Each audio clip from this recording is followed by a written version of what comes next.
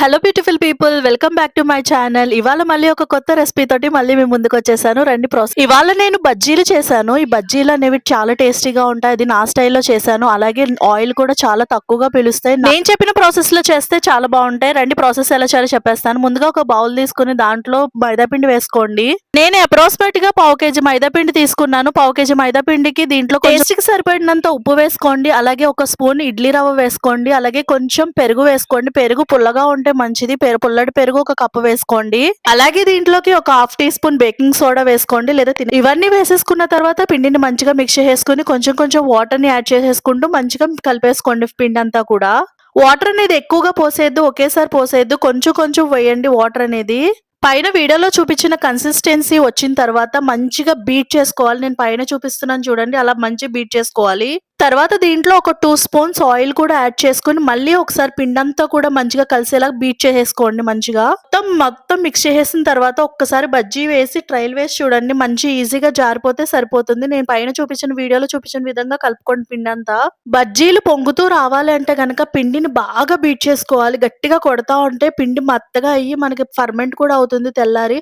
అలాగే బజ్జీలు వేసే ముందు కలుపుకోకండి. ఒక రోజు నైట్ కలిపేసుకుని తెల్లారి బజ్జీలు వేసుకోండి. అప్పటికప్పుడు బజ్జీలు వేసుకోవాలని కలుపుకుంటే గనక ఒక 1 అవర్ ముందు కలిపేసుకున్న తర్వాత అప్పుడు వేసుకోండి, బాగా వస్తాయి. ఇప్పుడు గ్యాస్ ఆన్ చేసుకుని ఒక బాణీ పెట్టుకుని దాంట్లో ఆయిల్ వేసిన తర్వాత ఆయిల్ అనేది మంచిగా హీట్ అయిపోయిన తర్వాత మనం బజ్జీలని ఒక్కొక్కటి కింద వేసేసుకోవాలి.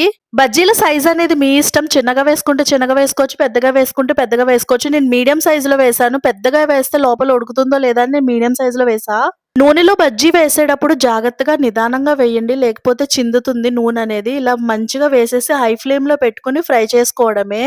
ఈ బజ్జీలు వేయడానికి ఎక్కువ కష్టపడాల్సిన అవసరం లేదు. చేతిలో కొంచెం పిండి తీసుకుని ఆయిల్లోకి మెల్లగా వదిలితే సరిపోతుంది. అంతే, ఈజీగా వచ్చేస్తాయి బజ్జీలు అనేవి. కొంచెం ఆయిల్ అనేది హీట్ అయిన తర్వాత గ్యాస్ మీడియం ఫ్లేమ్ లో పెట్టుకుని బజ్జీలు వేపుకోండి. అలా వేపుకుంటే లోపల వరకు ఫ్రై అవుతుంది. లేదంటే హై ఫ్లేమ్ లో పెట్టేస్తే లోపల అనేవి సరిగ్గా ఉడకవు. సో లో ఫ్లేమ్ లో పెట్టుకుని, అంటే మీడియం ఫ్లేమ్ లో పెట్టుకుని మంచిగా గోల్డెన్ కలర్ వచ్చే వరకు ఫ్రై చేసేసుకుని పక్కన పెట్టేసుకోవడమే. నేను ఆల్రెడీ ఒక తీసేసాను. ఇప్పుడు మళ్ళీ రెండోసారి వేసేసి వాటిని కూడా ఫ్రై చేసేసుకుంటున్నాను. సరే, ఈ బజ్జీలోకి మంచి కాంబినేషన్ తో చట్నీ చూపిస్తారండి. బజ్జీలోకి కాంబినేషన్ అంటే పల్లీ చట్నీ. పల్లీ చట్నీ ఒకటి, టమాటా చట్నీ ఒకటి నెక్స్ట్ లెవెల్లో ఉంటుంది. ఇప్పుడు పల్లీ చట్నీ చెప్తాను రండి ప్రాసెస్ ఎలా చేయాలో. గ్యాస్ ఆన్ చేసుకుని ఒక బాణీ పెట్టుకుని కొంచెం ఆయిల్ వేసుకుని పల్లీలు మంచిగా దూరగా వేయించుకోవాలి. పల్లీలు వేగిన తర్వాత దీంట్లో కొంచెం పుట్నాల పప్పు వేసుకుని పచ్చిమిర్చి, వెల్లుల్లిపాయ కూడా వేసుకోవాలి. వేసుకుని మంచిగా ఫ్రై చేసుకుని లాస్ట్ లో జీలకర్ర వేసుకోవాలి.